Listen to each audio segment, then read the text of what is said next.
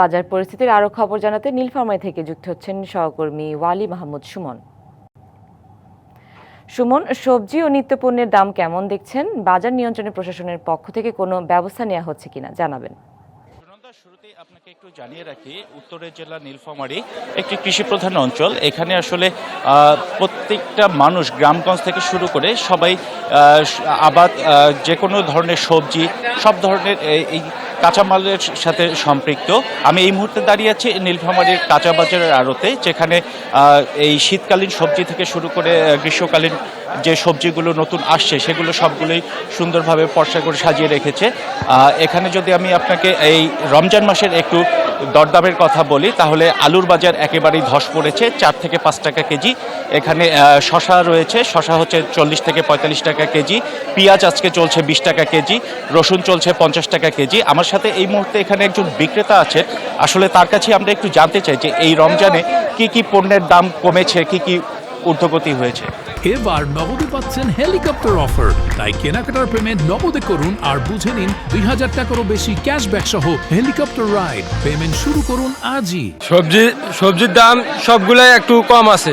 বর্তমান আপনার এই যে রসুনের দাম ছিল 100 টাকা, 80 টাকা 80 পৌঁছে গেছে। আপনার পেঁয়াজের দাম ছিল 40 টাকা, পেঁয়াজ আজকে বেচতেছি 20 টাকা। আপনার হলো বেগুনের দাম একটু বাড়তি। বেগুনের দাম আসলে 60 টাকা, সেই বেগুন বেচতেছি 80, 85, 90 টাকা পর্যন্ত। এখানে এই গ্রীষ্মকালীন কিছু সবজি উঠেছে, সেটা হচ্ছে করলা, সজিনা, সেগুলোর দাম কেমন? আচ্ছা, করলার দাম বর্তমান 120 টাকা, কিন্তু কম, বেশি নাই, সীমিত আসতেছে, এখনো সবজিটা ওঠে নেই। সুনন্দা, যেমনটা শুনছিলেন যে এখানে কাঁচা বাজারে কিছুটা দাম কমলেও কিছু কিছু জিনিসের দাম আজকে একটু বেড়েছে। যেমন কাঁচামরিচের দামটা একটু বেড়েছে, গতকাল ছিল 95 টাকা, আজকে সেটা পাইকারি দর চলছে 100 টাকা। এর সাথে যদি আমি আপনাকে মাছ মাংসের কথা বলি, ব্রয়লার মুরগি 180 টাকা, পাকিস্তানি মুরগি যেটা আমরা সোনালী মুরগি বলছি সেটা 280 টাকা, এবং দেশি মুরগি চলতে 6 থেকে 650 টাকা। সুনন্দা, এই ছিল নীলফামারী কাঁচা বাজার থেকে আমার কাছে সর্বশেষ তথ্য। সুমন, ধন্যবাদ আপনাকে। টেকনাফের বাজার দর নিয়ে জানাতে সরাসরি যুক্ত হচ্ছেন সহকর্মী মোহাম্মদ শাহিন। শাহিন, বাজারে নিত্যপণ্যের দর কেমন দেখছেন? ক্রেতা বিক্রেতারা কি বলছেন জানাবেন।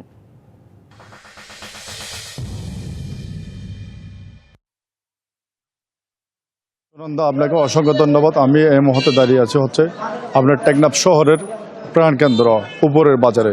আপনাকে আজকে আমি বাজারের কাঁচা মালের দাম আমি জানিয়ে রাখি, গত রমজান শুরু হওয়ার কয়েকদিন পর নিত্যপণ্যের জিনিসের একটু দাম বেড়েছে, এবং কয়েকদিন পর এবং গত 2 দিন ধরে সেটি আবার কমে আসছে। যদি আমি আপনাকে দামগুলো একটু বলি, আলু হচ্ছে 25 টাকা, আপনার পেঁয়াজ হচ্ছে 50 টাকা, টমেটো হচ্ছে 50 টাকা, আপনার মরিচ হচ্ছে 120 টাকা, এক হালি লেবু হচ্ছে 80 টাকা, শসা হচ্ছে 70 থেকে 80 টাকা।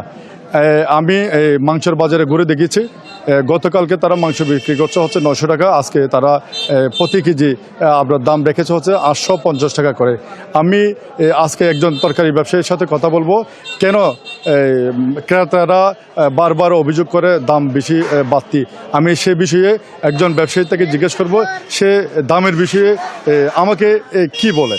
আচ্ছা, কেন আপনারা তরকারির দাম বৃদ্ধি করেন, বা কি কারণে তরকারির দাম বৃদ্ধি হয়, যদি আমাকে একটু বলেন। আমরা এখানে দাম বৃদ্ধি হয়ে যায় একমাত্র এই রোহিঙ্গার কারণে। যারা খেতে গলা ঘরে বাড়িতে বাড়িতে যায়, রোহিঙ্গা মাল কিনে নিয়ে যায়, বাজারে 100 টাকা বিক্রি করলে ওই বাড়িতে বিক্রি করে 110 টাকা রোহিঙ্গারা নিয়ে যায়। যদি ওই তারা না নিত, আমরা এখানে শসা বিক্রি করতাম 50 টাকা করে, তারা নিয়ে যাওয়ার কারণে আমরা শসা বিক্রি করছি 80 টাকা। প্রথম রোজাতে বিক্রি করছে 120 টাকা, 100 টাকা করে। রোহিঙ্গারা বাড়িতে যায় নিয়ে যাচ্ছে 110 টাকা করে। এই জন্য আমাদের দাম বাড়তি। এখানে চাষ করার মতো এমন জায়গা না, এর রোহিঙ্গার বসবাস বেড়ে গেছে। ওরা প্রতিটা গ্রামে গ্রামে যেখানে খেতিকলা করতে হয়, এখানে তারা বসত বাড়ি করতেছে, এই জন্য খেতিকলা করতে পারছে না। আমাদের এখানে চাষ করে যারা কৃষক আছে ওরা খেতি করতে পারছে না, এই জন্য। সুনন্দা, টেকনাফের বাজার থেকে এই ছিল আমার সর্বশেষ আপনার তথ্য। শাহিন, ধন্যবাদ আপনাকে।